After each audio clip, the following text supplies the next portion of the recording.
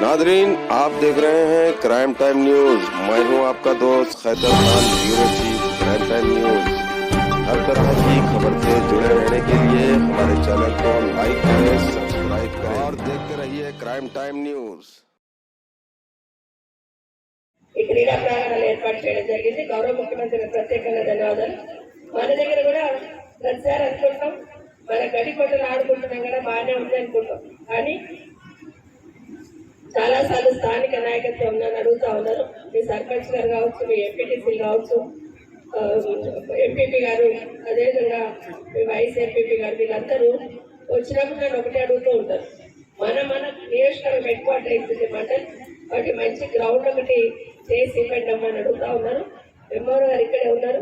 మొన్న ఈ మధ్యనే చెప్పాను, వీలైతే తొందరలో మన క్రీడాకారులకి మనం గ్రౌండ్ చేసి ఇవ్వాల్సిన అవసరం ఉంది. కాబట్టి వీలైతే తొందరలో చొరవ తీసుకొని సమ్మర్లో దాన్ని పూర్తి చేసి గ్రౌండ్ తప్పకుండా అందించే ప్రయత్నం చేస్తామని మరొకసారి మీకు అందరికి తెలియజేసుకుంటూ, మీకు అందరికీ all the best, good luck చెప్తూ, తప్పకుండా రాష్ట్ర స్థాయిలో మన మహేష్ నియోజకవర్గం ఒకటి ఎవరో ఒకరు సీఎం గారి కప్పు అందుకోవాలని మనస్ఫూర్తి ఆకాంక్షిస్తూ, ఇదే కాకుండా మన మహేష్ మండలికి వచ్చేసరికి యూత్ క్లబ్స్ యాక్టివ్ ఉంటారు. చాలాసార్లు నేను మాట్లాడుతున్నప్పుడు యూత్ క్లబ్ అనే వాళ్ళు ప్రతి గ్రామంలో వాళ్ళ యూత్ క్లబ్ ప్రత్యేకత చాటుకునే ప్రయత్నం చేస్తూ ఉంటారు. స్పోర్ట్స్ ఒకటే కండక్ట్ చేయడం కాకుండా వాళ్ళ యూత్ క్లబ్ ద్వారా వచ్చే కొత్త జనరేషన్ కి మార్గదర్శకంగా ఉండాలనే ప్రయత్నం చేస్తూ ఉంటాం. కాబట్టి మా నాయకులందరూ ఇక్కడ ఉన్నారు. మా నాయకులందరికీ రిక్వెస్ట్ ఏంటంటే, ఎప్పుడు ఎన్నికలకు వచ్చినప్పుడే యూత్ క్లబ్లను దగ్గర తీయడం కాకుండా మీ గ్రామంలో ఉన్న యూత్ క్లబ్ల ఆలోచన ఏంటి, వాళ్ళకు ప్రభుత్వం నుండి ఏం కావాలి అనేది ఒకటి ఫీడ్బ్యాక్ తీసుకుంటే ఖచ్చితంగా ప్రభుత్వం నుండి వాళ్ళకి సహకరించే ప్రయత్నం చేద్దామని కూడా మా నాయకులకి సర్పంచులందరూ కూడా కోరుతా ఉన్నాను. ఇస్తామని వాళ్ళు మన గట్టిగా చెప్తున్నారు.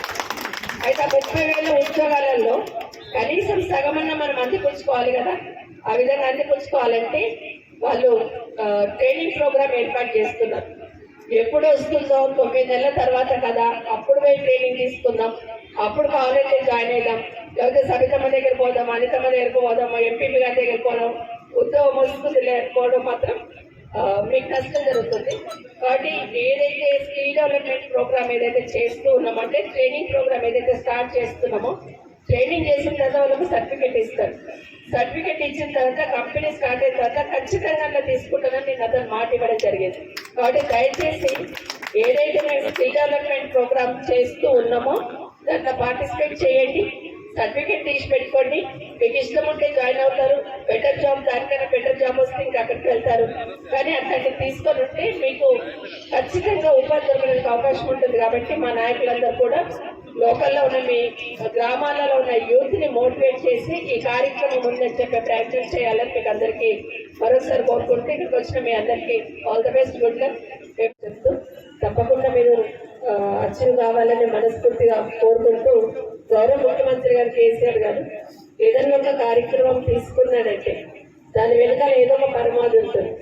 ఈరోజు స్పోర్ట్స్ కండక్ట్ చేయమన్నారంటే రఘుమారెడ్డి అన్న ఇప్పుడు రిక్వెస్ట్ చేస్తూ ఎండలో కాకుండా కొంత జూన్లో చేస్తే బాగుండన్నారు. 100% రైట్. కానీ మన తెలంగాణ రాష్ట్రాన్ని సాధించి జూన్ 2 వరకు 10 సంవత్సరాలు అవుతుంది.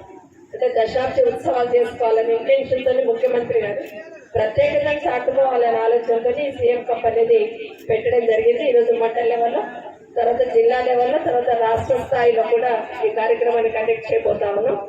చాలా మంది టీమ్స్, ఎందుకంటే ప్రతి గ్రామంలో సమ్మర్ వచ్చిందంటే చాలు, ఏడమొండ ఖాళీ ప్లేస్ ఉంటే చాలు ఆడుకుందామనే ప్రయత్నం చేస్తూ ఉంటారు.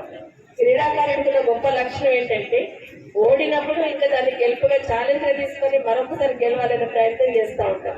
కాబట్టి ముఖ్యమంత్రి గారు పదే మాకు ఒకటి చెప్తా ఉంటారు, స్కూల్స్లలో కూడా స్పోర్ట్స్ ని బాగా ఎంకరేజ్ చేయండి. మనిషి జీవితంలో ఆటుపోట్లను తట్టుకొని నిలబడాలంటే, గెలుపోవటం సమానంగా స్వీకరించాలంటే చిన్నప్పటి నుండి స్పోర్ట్స్ లో బాగా వాళ్ళని ఇన్వాల్వ్ చేసినప్పుడే ఒక క్రీడాకారుడు మాత్రమే గెలుపోవటాన్ని సమానంగా స్వీకరించి మళ్ళీ గెలిచే ప్రయత్నం చేస్తూ ఉంటాడు. వాటి జీవితంలో మనిషి గెలుపోవటాన్ని తట్టుకోవాలంటే చిన్నప్పటి నుండి ప్రతి స్టూడెంట్ కూడా స్పోర్ట్స్ లో ఇన్వాల్వ్ చేయాలని చెప్తూ ఉంటారు. వాళ్ళు ఈరోజు ఇంతమంది టీమ్స్ గ్రామాలలో చూస్తున్నప్పుడు సమ్మర్ వచ్చిందంటే చాలు చాలా యూత్ క్లబ్స్ అన్ని కూడా కొంత ప్లేస్ దొరికితే చాలు ఆడుకునే ప్రయత్నం చేస్తూ ఉంటారు. సో అది గమనించిన ముఖ్యమంత్రి గారు మన పల్లె ప్రగతి కార్యక్రమం తీసుకున్నప్పుడు ప్రతి గ్రామంలో కూడా ఒక క్రీడా ప్రాంగణం ఉండాలని ఏర్పాటు చేయడం జరిగింది. చాలా గొప్ప విషయం అది. దేశంలో ఎక్కడ ఏ రాష్ట్రంలో కూడా ఇలాంటి ఆలోచన రాలేదు. కానీ కేసీఆర్ గారు ఒక విజనరీ కాబట్టి, ఒక విజన్ ఉంది కాబట్టి భవిష్యత్తులో పిల్లలు ఎక్కడ ఆడుకోవాలంటే ఎక్కడ పోయి ఆడుకుంటారు.